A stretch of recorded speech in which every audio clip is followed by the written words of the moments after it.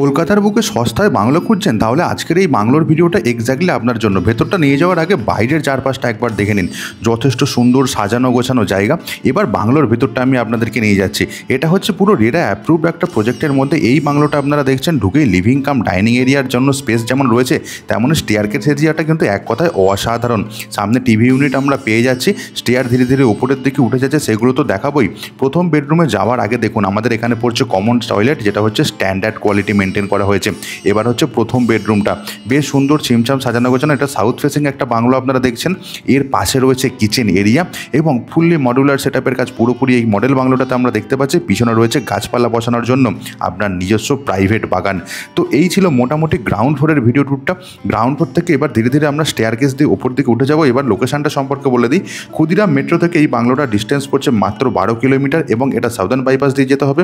Southern bypass থেকে distance পড়ছে মাত্র 2.5 কিলোমিটার এবং এই বাংলোর প্রাইস রয়েছে মাত্র 49 লাখ টাকা উইথ কার পার্কিং। তো এই হচ্ছে এই জায়গাটার আমরা চলে আসলাম ফার্স্ট ফ্লোরে বাংলোর। প্রথম বেডরুমটা আপনারা দেখছেন এবং এই বেডরুমের স্পেসটাও কিন্তু অসাধারণ স্পেস রয়েছে। এর পাশে একটা ওয়ার্ড্রপের স্পেস এবং এর সাথে আমরা পেয়ে যাচ্ছি একটা অ্যাটাচ ওয়াশরুম। এই ছিল মোটামুটি ওয়াশরুমের ভিডিও। এবার আপনাদেরকে নিয়ে চলে যাই প্রথম বেডরুমের সাথে যে আমাদের অ্যাটাচ যে ব্যালকনিটা রয়েছে। এই হচ্ছে অ্যাটাচ ব্যালকনির সিনারিও। শৌখিনতায় পুরোপুরি মোড়া রয়েছে। এখান থেকে বাইরের ভিউটাও কিন্তু বেশ দৃষ্টিনন্দন। তো এই ব্যালকনিটা থেকে কিন্তু আপনি আপনার নিজের পছন্দ মতো টাইম স্পেন্ড করে নিতেই পারেন। আশা করছি বেডরুমটা ব্যালকনিটা আপনাদেরকে বোঝাতে পেরেছি। এবার এখান থেকে চলে যাচ্ছি আমরা আরেকটুখানি ভিতরের দিকে।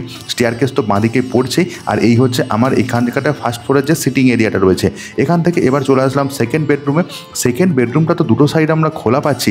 এর সাথেও কিন্তু দেখুন আমরা আরও একটা এক্সট্রা করে কভার্ড এরিয়া এবং এক্সট্রা করে আমরা একটা অ্যাটাচ টয়লেটের অপশন পেয়ে যাচ্ছি।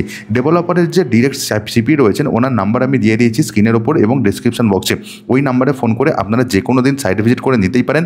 এখানে কিন্তু কোনো রকম ব্রোকারেজের ব্যাপার নেই। আর এটা দিয়ে আমরা চলে যাচ্ছি একদম ছাদে। ছাদ থেকে নিচের ডিস্টেন্স এরকম লাগবে।